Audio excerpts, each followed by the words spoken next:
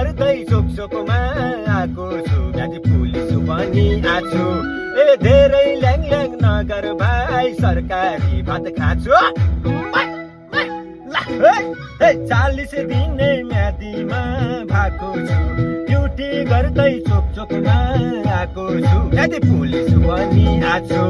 ए धेरै ल्याङ ल्याङ नगर भाइ सरकारी भात खाछु